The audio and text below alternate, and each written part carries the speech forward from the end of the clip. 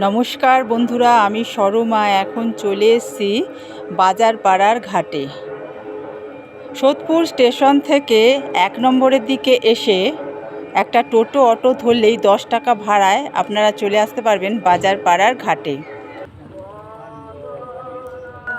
বাজারপাড়ার উল্টো দিকে কোন্নগর।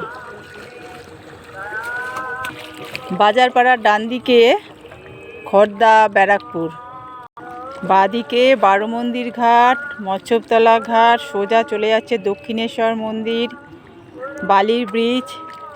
ছোটোবেলায় এই গঙ্গার ঘাটে সাঁতার শিখেছি, কিন্তু এখন জলে নামতে ভীষণ ভয় লাগে বন্ধুরা। ঘাটের সাইড দিয়ে অনেক গাছ লাগানো আছে।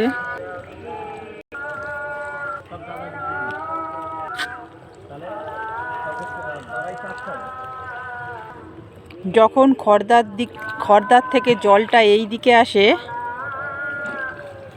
দক্ষিণেশ্বরের দিকে যায়, তখন ভাটা। আবার যখন দক্ষিণেশ্বর থেকে এই দিকে আসে, তখন জোয়ার। এই ঘাটেই দুর্গা ঠাকুর, কালী ঠাকুর, সরস্বতী ঠাকুর, সব রকমের ঠাকুর বিসর্জন হয়। দশমীর দিন একটুও দাঁড়িয়ে থাকার জায়গা থাকে না, প্রচুর লোকের ভিড় হয় এখানে। দূর দূরান্ত থেকে লোক আসে। এত গরম পড়েছে, এই গরমে অনেকেই এসে ঘাটে বসে থাকে।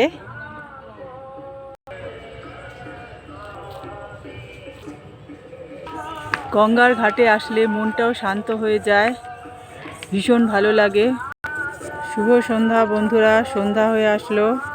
দুই বোনের জুটি চ্যানেলের পক্ষ থেকে সকল বন্ধুকে জানাই শুভ সন্ধ্যার অনেক শুভেচ্ছা ও ভালোবাসা।